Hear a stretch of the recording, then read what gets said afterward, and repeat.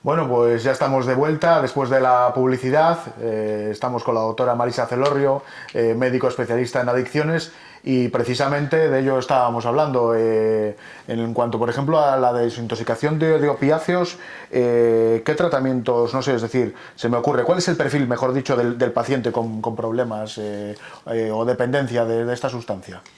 El paciente con dependencia de opiáceos históricamente es ese heroinómano más marginal, con más deterioro físico, con una dependencia física grave, porque la heroína sí que enseguida genera una dependencia física muy grave, y además de cierta edad. Es decir, la edad media de los pacientes de heroína, pues igual estamos entre los 40 y los 50. Es decir, tenemos pacientes de 60 y pacientes de 30. Eso es lo que históricamente, porque claro, han ido envejeciendo junto con Claro. nosotros. Es decir, son pacientes que, como bien decías antes, empezaron a contactar con la heroína cuando no se conocía todavía el VIH, el SIDA, cuando no se conocía todavía los riesgos de la heroína. Y sí que es verdad que algunos murieron pues, por sobredosis o por el SIDA, pero desde que aparecieron los antirretrovirales pues, se convirtió en una enfermedad crónica y sí que, bueno, pues muchos se recuperaron y otros están ahí con los nuevos tratamientos que existen, porque hay nuevos tratamientos que son de mantenimiento de opiáceos, que algunos funcionan muy bien y, bueno, están en un mantenimiento. ¿Cuál fue la preocupación también del Plan Nacional de Drogas y que empezamos a ver en consulta? Que ha habido unos años aquí atrás que apareció un repunte de la heroína y no lo entendíamos muy bien, porque decíamos, con todo lo que se sabe, con todo lo que ha pasado, lo que pasa es que la heroína se deja tanto de consumir por vía endovenosa y pasa a ser fumada, en forma de chino, lo llaman ellos. Entonces, se percibe entre los consumidores que esa forma de consumir no es tan peligrosa, porque no te puede transmitir una hepatitis C o una hepatitis o un VIH. Entonces se percibe como menos peligrosa. Y de hecho una de las cosas que a mí me ha preocupado también en estos últimos años es cuando se consume una sustancia complementaria de otra. Es decir, cuando alguien consumía cocaína de una manera importante, y en los últimos años la cocaína está siendo terriblemente consumida y muy compulsivamente, utilizan algunos el alcohol para nivelar como un depresor, pero algunos han consumido heroína o incluso mezclado cocaína con heroína, para que la cocaína, como ya eran muy adictos y consumían mucha dosis, para que no les subiera, no les afectara tanto. Entonces, al nivelar con la heroína es como utilizo un depresor y un estimulante y no me hace tanto efecto. Claro, si tú empiezas a utilizar la heroína para bajar la cocaína, al final te haces politoxicómano, adicto a una cosa y adicto a otra. Lo mismo nos ha preocupado mucho también cuando se ha utilizado la cocaína para el alcohol, es que al final es hacer un juego entre diferentes sustancias, ¿no? Pero es peligrosísimo. Gente que consume alcohol de fin de semana, gente joven que va igual a un botellón y se intoxica o bebe más de la cuenta. Yo tengo pacientes que me dicen, mi primer contacto con la cocaína es cuando alguien me dijo, prueba un poco de cocaína, que te va a quitar la borrachera. Y a partir de ahí caótico, porque ya acaban generando la Claro. adicción.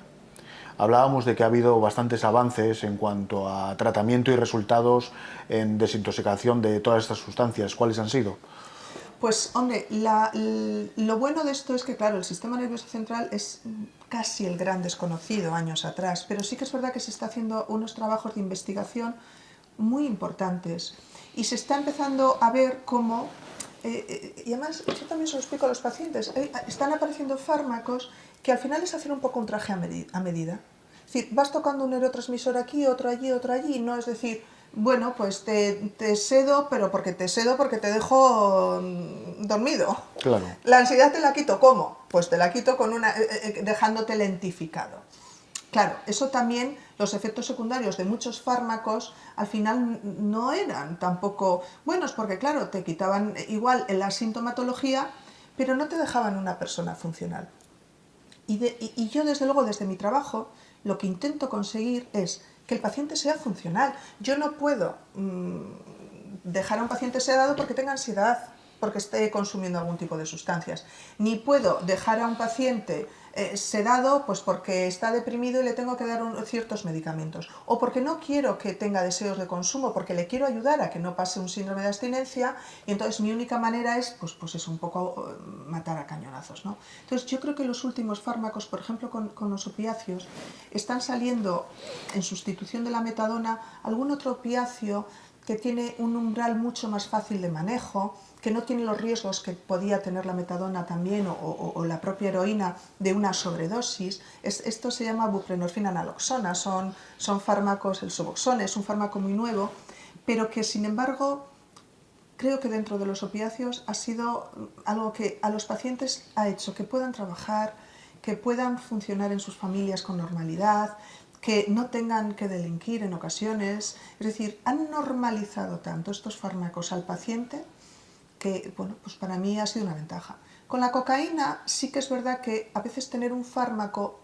muy específico es difícil, porque lo que tenemos que tratar al final es una serie de síntomas y de signos que nosotros vemos que hay un paciente que igual hay una alteración, pues como te decía antes, en su ansiedad basal, o hay una alteración porque es una persona tendente a la depresión, o es una persona impulsiva, es una persona que es incapaz de controlar sus impulsos. Entonces tenemos que hacer ese traje a medida para que este paciente sea capaz de controlar la impulsividad, de controlar su ansiedad, de controlar su ánimo y que no lo tenga que resolver bebiendo alcohol anestesiándose o consumiendo cocaína y evadiéndose de sus problemas.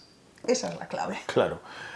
¿Todas las adicciones tienen, no sé, solución o un tratamiento efectivo? Por definición, una adicción es una enfermedad crónica con probabilidad de recaída. Y eso hay que tenerlo claro. Porque claro, sí que yo cuando veo por ahí esas publicidades de en tal sitio, vete a Madrid 3 días, te duermen y sales de allí ya sin la adicción. Bueno, pues en fin. A mí, bueno, de hecho he visto a muchos pacientes que han ido a gastarse el dinero. Eso no es así. Eso es, milagros aquí no existe. Lo que existe es, como yo digo, son 3 pilares, ¿no? Por un lado está el individuo, por otro lado está el ambiente, el entorno, la familia. Y por otro lado estamos los profesionales y los que nos dedicamos a esto. Y si los 3 pilares van encajando bien, es decir, si el individuo, el paciente quiere, si la familia apoya o el entorno apoya, y si los profesionales sabemos lo que estamos haciendo delante, entonces es como eso puede salir adelante. ¿Cómo puede salir adelante? Pues no con milagros, sino con mucho esfuerzo, con mucho trabajo, con mucha dedicación, con cambios de hábitos, con cambios de estilo de vida, haciendo un sacrificio en algunas cosas, pero que al final es una ventaja, porque al final, si tú cambias tu estilo de vida, cambias tus hábitos y dejas de consumir sustancia, aunque por definición sea una enfermedad crónica, si tú consigues trabajar bien la prevención de recaídas, y se puede trabajar bien, y lo que consigues es que llegue un momento en el que ya no haya más recaídas, en el que ya no haya más consumos y que hagas una vida normalizada, bueno, pues en ese momento sí que podemos decir que el paciente, a pesar de su adicción, de su cerebro adicto, como les digo yo, ¿no? Si el adicto no eres tú, es tu cerebro, a pesar de eso puede hacer una vida libre de drogas, libre de consumo y una vida normalizada. ¿Cuál es la única limitación? Que una persona con una adicción a una sustancia nunca en la vida puede probar esa sustancia. Fíjate qué limitación más sencilla. Claro, porque automáticamente tendría la recaída. Automáticamente su cerebro va otra vez a reactivarse. Igual no inmediatamente, pero en cuestión de semanas, de meses. Si el ejemplo del tabaco lo tenemos todos. Cuando alguien deja de fumar y un día dice, bueno, un día me fumé un cigarro en una boda, no sé qué, ¡pumba! Y al poco tiempo y la recaída fue peor. Ahí lo ves. O sea, por mucho que sea una enfermedad crónica, claro que hay solución. Y la solución es hacer un buen tratamiento, implicarte y al final, bueno, pues conseguir una vida en abstinencia que de verdad, que yo lo trabajo mucho y les digo, no es una pérdida, es una ganancia. Sin duda. ¿Y de qué depende el éxito o el fracaso bueno, en dar solución a este tipo de adicciones?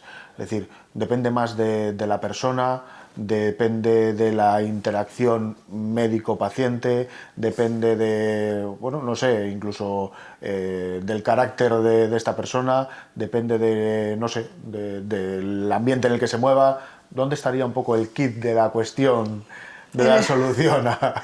En el equilibrio, en el equilibrio. Hombre, yo parto siempre de la persona. Yo además, al final, cuando doy una alta terapéutica, y por suerte doy muchas altas, yo siempre felicito a mi paciente. O sea, tengo claro que los demás acompañamos en el proceso, podemos ayudar en ese proceso, pero vamos, yo tengo claro que el que lo consigue es el propio paciente. Cuando alguien de verdad toma la decisión Pues porque ha tocado fondo, porque se ha dado cuenta que ese estilo de vida no le aporta nada, que le está complicando su vida, su familia, sus hijos, sus padres.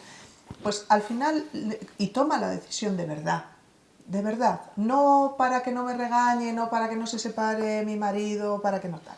Cuando es de verdad, y el paciente, yo le digo, cuando está sentado el paciente en el otro lado de la mesa, el 50% del tratamiento ya está hecho, porque ya ha aceptado y reconocido que tiene un problema. A partir de ahí, si quiere hacerlo, yo creo que él tiene el 70% y el otro 30% no lo repartimos. Yo creo que tienes que conectar con el profesional que te ayude, tiene que saber de adicciones, no es fácil porque no todos sabemos de todo, no los médicos, no podemos saber de todo. Entonces, yo sí que creo que es importante encontrar a un profesional que sabe lo que tiene que tratar y dónde tiene que, y qué tecla hay que tocar. Y el paciente enseguida se da cuenta de quién sabe y quién no sabe. Y luego yo creo que el entorno, el ambiente y la familia es importantísimo. ¿Hay algún tipo de, llamémosle, tratamiento panacea para dar solución a los problemas de adicciones? ¿O dado que todos somos diferentes, todos los tratamientos son personalizados? Por ejemplo, en tu gabinete, ¿qué tipo de terapias utilizas? Es decir, psicológicas, farmacológicas, o no sé, ¿por dónde puede ir el tratamiento de una adicción? Primero, una buena valoración. Es que si no haces una valoración, tú no puedes tratar a todos los pacientes igual. En esa valoración tienes que hacer un buen diagnóstico y en ese diagnóstico tienes que saber si realmente estamos hablando de una adicción, si estamos hablando de un abuso, si estamos hablando de un consumo perjudicial de algo, si estamos hablando de un consumo experimental. Tenemos que afinar realmente lo que tenemos delante. Y además tenemos que valorar mucho más amplio, es decir, un médico de adicciones no solamente está valorando cómo es esa adicción, estamos valorando si además hay una patología dual añadida, es decir, cómo está psíquicamente ese paciente, si realmente hay un trastorno de ánimo, hay un trastorno afectivo, hay un trastorno de cualquier otro tipo, es decir, tenemos que valorar si realmente, además de eso, estamos viendo un problema de impulsividad, un problema de personalidad, tenemos que valorar eso. Y además tenemos que valorar físicamente. Yo no puedo tratar igual ni con los mismos fármacos a alguien que tiene un hígado en malas condiciones que a alguien que tiene un hígado sano. Claro, No sí. podría tratarlo de la misma manera, porque si yo no exploro pidiendo unos análisis de sangre cómo está ese hígado, puedo perjudicar al paciente. O sea, yo Sí, claro. no puedo decir, bueno, mira, tengo este fármaco que para todos les va bien. Pues igual estoy perjudicando al paciente si no he hecho una valoración antes. Claro. Entonces, una vez que hacemos un diagnóstico desde todas las áreas, hay que hacer un plan de tratamiento individualizado. Es decir, hay pacientes que cuentan con familia, otros que no. Es decir, no trabajas igual. Hay pacientes con un trastorno de personalidad, con los que más vemos un trastorno límite de la personalidad. Entonces, son pacientes que tienen las emociones a flor de piel. Son pacientes terriblemente emocionales, que se pueden sentir hasta desatendidos si en un momento determinado te piden ayuda y tú dices, bueno, es que no te toca dentro de 2 meses. Claro. ¿No? Es decir, no, porque realmente lo están viviendo como un desamparo, están viviendo igual como otro abandono, si ya han tenido abandonos en la infancia o en la adolescencia. Con lo cual, tú una vez que haces un buen diagnóstico, haces ese plan terapéutico, tienes que trabajar a nivel farmacológico. Como has valorado toda la sintomatología y todo lo que hay, tienes que intervenir farmacológicamente. Sobre todo la parte más farmacológica es en la parte del síndrome de abstinencia. Hay síndromes de abstinencia en los que el paciente se puede morir. Es curioso porque de la heroína, a mí no se me ha muerto ningún paciente, ningún síndrome de abstinencia, ni hay descritos. Es decir, es muy llamativo, en las películas ven un monazo impresionante, sí, pero no es riesgo vital. Sin embargo, a mí me han venido pacientes igual que tienen un abuso de benzodiazepinas. A lo tonto, yo era nerviosa, me tomaba este ansiolítico, al final he ido tomando más. Y un día ya dije, no tomo ni uno más, lo dejo, porque esto es ya, estoy tomando demasiadas pastillas. Y él estaba a punto de morirse. O alguien que bebía alcohol y en casa hay un día un problema importante y le dicen, hay que dejar de beber alcohol porque esto no puede seguir así. Y si dejan de beber alcohol sin medicación, hay un riesgo de un síndrome de abstinencia, de un delirium tremens y de un porcentaje alto de muerte. Entonces, Claro que en esa parte no, es que es imprescindible, es absolutamente necesario dar medicación. La segunda parte, que sería la deshabituación es una vez que ha pasado esta parte del síndrome de abstinencia, de desintoxicación, pues la deshabituación tiene que durar alrededor de un año, año y medio mínimo, porque, como hemos dicho, es una enfermedad crónica. Ahí sí que hay que hacer terapia, y no solamente terapia individual. Yo muchas veces informo de los grupos de terapia grupal que hay también. Aquí existe, por ejemplo, Alcohólicos Anónimos, en Castilla-La Mancha están Alcohólicos Rehabilitados, Alcohólicos Anónimos. Hay diferentes grupos también de asociaciones específicas y de ONGs donde hacen terapia grupal para familiares y terapia grupal para los afectados. Pues en esos casos yo también informo de esa terapia de grupo. Y luego yo estoy, como decía antes, estoy formada en terapia familiar sistémica, entonces hago mucha terapia familiar. En muchas ocasiones se necesita a veces también un apoyo psicológico. Yo trabajo con psicólogos, pero psicólogos que están formados en adicciones. Claro. No, son un psicólogo clínico que tiene experiencia y años de trabajo en adicciones, porque si no, pues sí que es verdad que es más complicado. Y así es la terapia y a largo plazo. Habitualmente, no sé, ¿qué es más habitual? ¿Os encontráis el paciente que va de motu propio a vuestra consulta a deciros, tengo una adicción y tengo un problema? ¿O habitualmente es su entorno, familiares o amistades quienes acuden al centro con el paciente a decir, tiene una adicción o tiene un problema? Mira, a mí, y me ha pasado, además me ha pasado hace muy poco, y me ha pasado en varias ocasiones. Claro, yo donde tengo la consulta, abajo hay una placa donde pone lo que hago.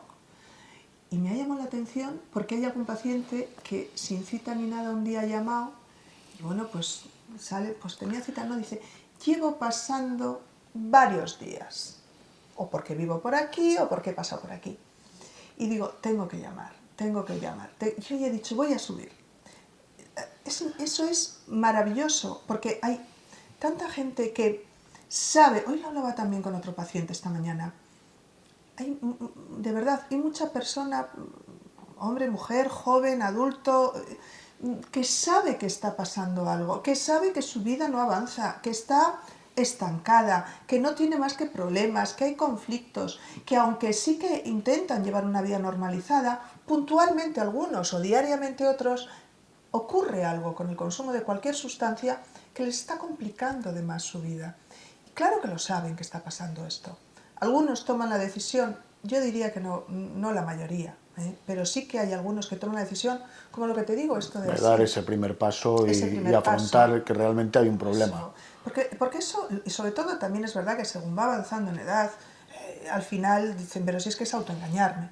Y muchas otras veces sí que tiene que estar motivado. A mí me gusta, por ejemplo, cuando vienen igual alguna pareja y igual es ella la que tiene el problema y viene acompañado por su marido, porque eso a veces no lo vemos. Vemos más cuando el marido viene acompañado por la mujer. Entonces, cuando la mujer viene con un problema de alcohol, a través de una depresión, bueno, pues ha empezado del consumo, lo que sea, y vienen acompañados. Porque es un primer paso difícil. Oye, tú vas al traumatólogo como si nada, pues tienes que ir, pero ir a tu médico de adicciones no es tan fácil. Claro. Entonces, cuando vienen acompañados y apoyados, me parece muy importante. Y yo creo que sí que es verdad que, bueno, pues cualquier motivación es buena. Yo a veces con alguno de los compañeros en los congresos bromeábamos con esto. Cualquier motivación es buena. A veces la judicial. A veces hay una medida judicial, pues porque a un chaval le han pillado con algo o haciendo alguna cosa y todo ha sido a través del consumo. Y a veces los padres me llaman, madre mía, que tenemos un problema judicial tremendo, que fíjate lo que ha pasado. Y yo se lo digo, pues probablemente nos acordaremos de esto en un futuro y que gracias a esto pues se soluciona un problema y no va más. Hay de todo. Habitualmente estamos hablando mucho de sustancias, pero os encontraréis en el gabinete todo tipo de adicciones, es decir, sustancias, conductuales, hablábamos antes un poquito de todo. ¿Cuáles son las más complicadas desde tu experiencia de solucionar? Claro, las que yo he visto siempre históricamente más es ludopatía.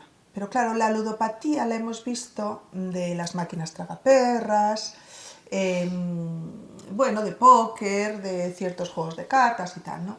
Lo que pasa es que eso está cambiando tanto y en tan poco tiempo que ahora ya es más, pues todo online. Entonces, claro, tú podías decir antes, oye, pues que no, denúnciate para no poder entrar en el bingo y en el no sé qué y en tal sitio, ¿no? En el casino y no sé qué. Pero claro, ahora es como mucho más complicado porque es que en el momento que tienen un móvil ya pueden estar, Tiene acceso ya a están todo. jugando. Y claro, también hoy en día vivir a veces sin internet es complicado, ¿eh? Sin duda, cada vez En más. el día a día. Y luego sí que a mí por lo menos me preocupa mucho el tema de las apuestas deportivas. Me preocupa muchísimo. Porque le falta la legislación, están abriendo cada vez más sitios donde los chavales jóvenes al final pues pasan y a la hora de cobrar pues mandan al de 18. Es decir, y el ocio empieza a normalizarse, que parte del ocio sea pues dedicarse a apostar y a gastar todo el dinero o a coger a veces dinero de casa para las apuestas deportivas. Eso es difícil de controlar. Y realmente estáis viendo que todo el tema de apuestas deportivas se está convirtiendo en un problema importante. Y lo que vamos a ver. Y lo que vamos a ver. Esto es como cuando hace años nos decían va a venir la cocaína y llegó.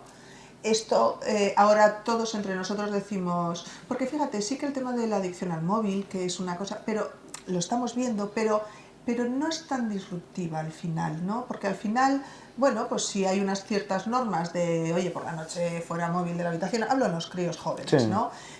Puedes un poco como medio controlarlo, pero el tema de las apuestas deportivas es difícil porque es que cada vez hay más locales, cada vez hay más anuncios, cada vez hay más publicidad. Si es que ya estás en tu casa sentado y de repente ya te salen todos los deportistas y gente famosa y conocida que al final son, oye, ejemplos a imitar, se supone, ¿no? se De la supone. gente joven. Claro, cuando se hizo una buena legislación con el tabaco y se prohibió todo el tema de la publicidad de tabaco, primero alrededor de los colegios y del alcohol, luego ya también en televisiones y demás, claro, aquí estamos empezando y entonces habrá más problemas. Habrá. Claro, evidentemente, hasta que se vean esos problemas, no empezarán las restricciones publicitarias, no empezarán a acotarse según qué sitios o qué espacios. Y la verdad es que, bueno, pues es que lo que hablábamos, que a través del teléfono móvil hay acceso a absolutamente todo. A todo. A todo. Porque sí que es verdad que otra de las cosas que estábamos viendo, pero yo creo que ahí los padres también vas adaptándote y aprendiendo. Veíamos que había chavales que empezaban a estar cansados, irritables, que se dormían en clase y los profesores decían a los padres, ¿qué está pasando aquí? Y sí que es verdad que estaban jugando en internet a ciertos juegos de rol o juegos porque claro, como pueden jugar con chicos de otros países, ahí no hay banda horaria. Claro. Ahí puedes jugar. Entonces sí que es verdad que yo creo que ese error de tener el ordenador en la habitación no era apuesta deportiva, no era dinero, no era juego, pero sí que era otro tipo de juegos, hacía que los chavales estuvieran muy cansados e incluso yo he visto pacientes que hemos tenido que, bueno, pues oye, se acabó el ordenador y de entrar en crisis de pánico, o sea, realmente en ataques de pánico de no puedo vivir sin el ordenador. Algo que te preocupa, algo realmente serio y picos de impulsividad y de agresividad muy grandes. Pero yo creo que los padres sí que ya han sido conscientes y entonces sí que yo creo que están regulando más. Yo creo que los ordenadores ya no es algo que estén en la habitación. Sí que ahora los portátiles o las tabletas se tiende a decir, bueno, ahora ya es dormir y dormir. Todo esto sale fuera, ¿no? Claro. O se deja el fin de semana y entre semana. Yo creo que los padres sí que es verdad que se ha ido aprendiendo sobre cómo actuar. En el caso, por ejemplo, de las sustancias, es decir, adicciones a sustancias, evidentemente es la sustancia la que genera pues, esa adicción. En el caso de, por ejemplo, de lo que hablábamos, de apuestas, de no sé qué es lo que genera esa adicción, porque claro, no hay una sustancia, digamos, que sea la causante del problema. Sí, sí, la verdad es que no es fácil, porque yo a veces cuando les pregunto a ellos, yo quiero entender bien lo que les pasa. Y fíjate, tienen los mismos síntomas que alguien que están con necesidad de consumir una sustancia. Es decir, el síntoma de abstinencia, de tengo que consumir una droga, lo tienen igual de necesito jugar o necesito utilizar este tipo de redes para poder hacer una apuesta. Es curioso porque llegan a tener síndrome de abstinencia. Entonces, a nivel del sistema nervioso central y de los neurotransmisores, toda la zona del placer y de la recompensa es el mismo circuito, cuando hay sustancia que cuando hay juego. De hecho, tratamos fármacos a veces similares. Curioso. La verdad es que, bueno, el tiempo vuela. La entrevista, desde luego, está interesantísima. Se nos han quedado por ahí meternos un poco más a fondo con tabaco, con alcohol y con otro tipo de adicciones que son las afectivas, que bueno, pues sí que son francamente importantes y que desde aquí aprovecho y te tiendo la mano para en otra ocasión que nos metamos de lleno con ello. El tiempo ha volado, solo me queda darte las gracias porque la verdad es que ha sido francamente interesante la entrevista y bueno, solo me queda también despedirme de todos nuestros televidentes y bueno, decirles que la próxima semana estaremos fieles a la cita y que no faltéis, que os esperamos. Muchas gracias.